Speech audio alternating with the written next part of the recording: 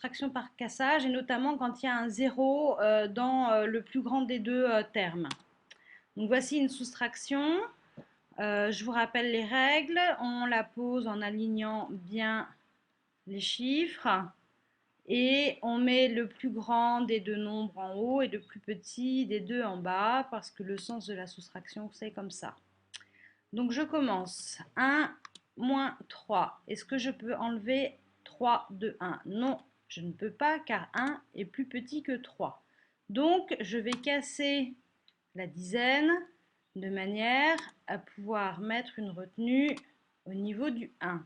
Donc je casse ma dizaine. Au lieu d'en avoir 3, il m'en reste plus 2. Et je mets ma dizaine ici au niveau du 1, ce qui me fait 11 moins 3, et ça, 11 moins 3, je sais faire, ça fait 8. Donc je vais continuer, je rappelle, je vais toujours dans le même sens. Donc 2 moins 4, est-ce que je peux faire 2 moins 4? Non, 2 est plus petit que 4, donc ça ne marche pas. Donc qu'est-ce que je fais? Je regarde le chiffre qui est juste avant. Ah, le chiffre des centaines, là c'est un 0. Voilà, c'est un 0, je suis bien embêtée. Qu'est-ce que je vais pouvoir faire? Eh bien, je vais regarder celui d'avant, c'est-à-dire ici le 6, le chiffre des milliers. Je vais le casser. Donc, au lieu de 6, je vais avoir 5. Je reporte ce millier au niveau des centaines. Un 1000, c'est bien 10 centaines. Les 10 centaines, je vais pouvoir les casser.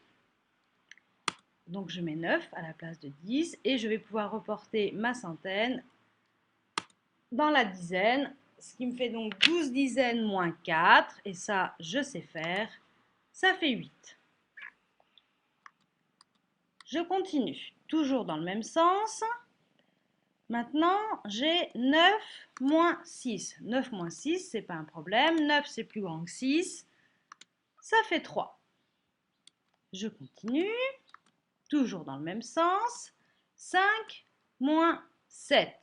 Bon, eh bien, 5, c'est plus petit que 7. Donc, je vais casser la dizaine de 1000.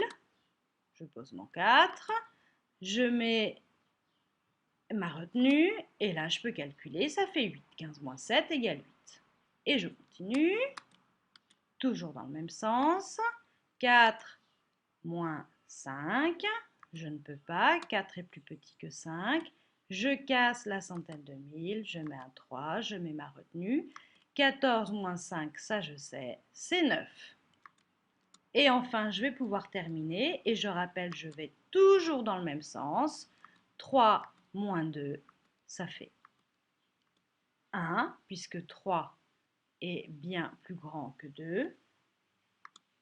Et ma soustraction est terminée.